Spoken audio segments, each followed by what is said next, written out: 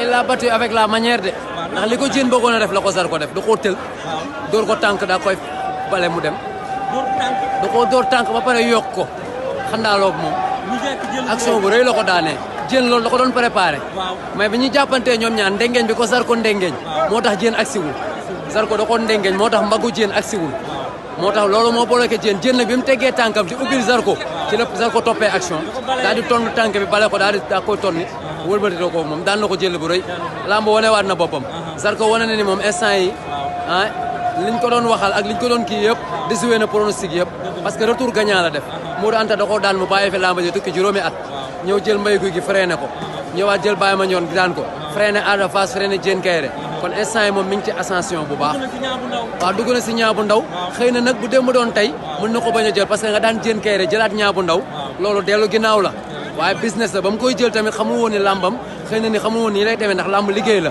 te Zarko toogatul di xaar kenn parce que ñi mu bokkal génération genn wàll gi bëri nañ di dem ñi ngay bëri ay millions yoo xam ni moom àggagul foofu te moom li mu pertoon la bëgg a dabu moo tax muy tegale combat yi te su tegalee combat yi di ci am ay ndam tamit yàlla da ko ci gën a ubbil ay buntu parce que victoire yi tegaloo mooy lamb waaw Modou Lo tamit li mu def moom lañ ko def rek parce que Modou Lo bu mu yaakaar ne moom mën na humilier booy bi wala mën na ko teg xel wala mën na ko merloo dafa bëgg a merloo booy bi bàyyi lam daan def ñëw bëri ak fugg ak xaru mu jumloo ko sàcc ko loolu la bëgg a def booy bi lépp lu mu waxanteeg Modou Lo démb bu arbitre sifflé dina teg lële daal di bëri ci maayanu Modou Lo bu Modou tegee ataaya booy bi dina teg ataaya su tegee warga mu def warga bu defee naanaa mu def naanaa bu tëjee baraada bi tijji mu tëj tijji mën nañ bëre 30 minutes waaye bu ñu xëyee ne runkum ñoom ñaar buñ jëflantee ibba li ma la wax bind ko fii tee Modou Lo Boy Niang bu seen yaram laalantee nga gis Modou Lo ci kaw te yàlla xam na ni wax naa ko ci site yu bari dinaa ko waxaat si yow mooy le premier sunu borom rek moo mën a wàcc ba max Boy Niang ne ko doo daan Modou Lo si kattanu yàlla ak mbaaxu seex na